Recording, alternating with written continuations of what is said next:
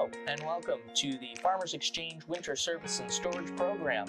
Today I'm just going to be going over a few things that we look at specifically when it comes to Toro snowblowers.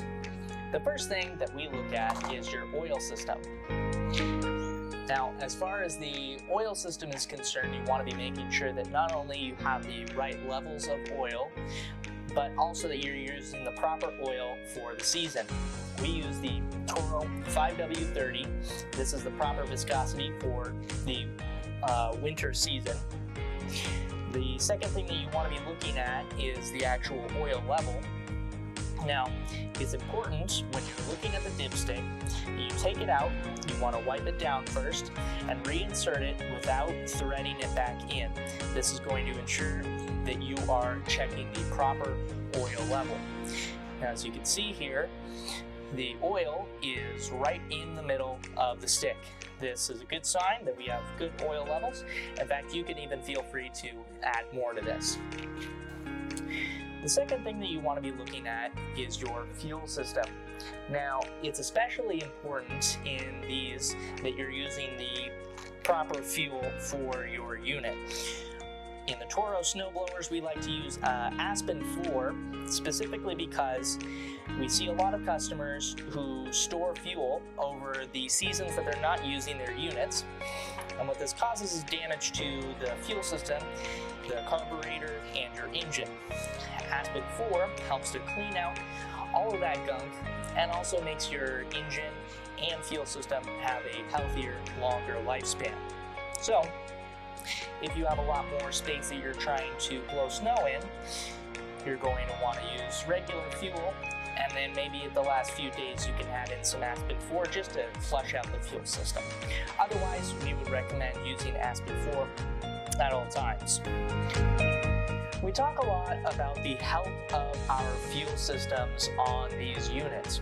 The best way to tell the health of your fuel system is by looking at the carburetor. Now, it's very easy to do so on these units because there's no air filter on Toro snowblowers. And this is for a few different reasons that we can go into at another time. Anyways, we take a look at the actual fuel bowl of the carburetor because it's so easy to access. And when we take this off, what we're looking for is any yellowing or any varnish buildup from old fuel over seasons of which the customer hasn't used the unit.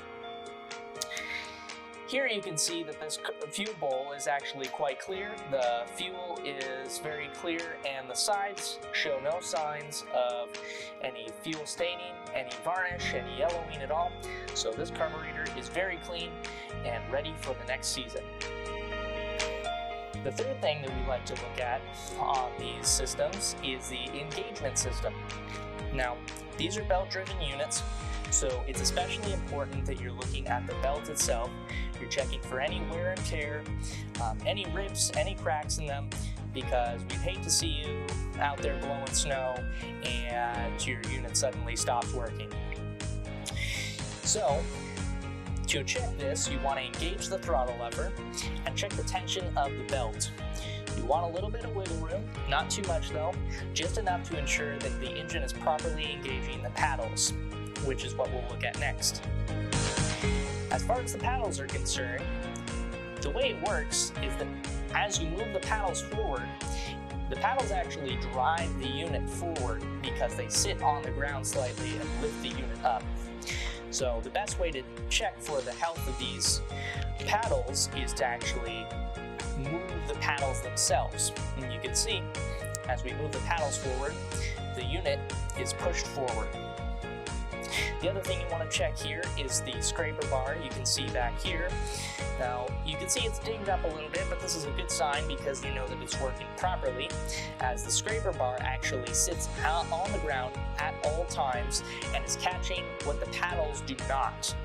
So, the thing that you're looking out for here is any damage to the frame itself, because any more wear and tear on the scraper bar into the frame is obviously going to cause some serious damage there.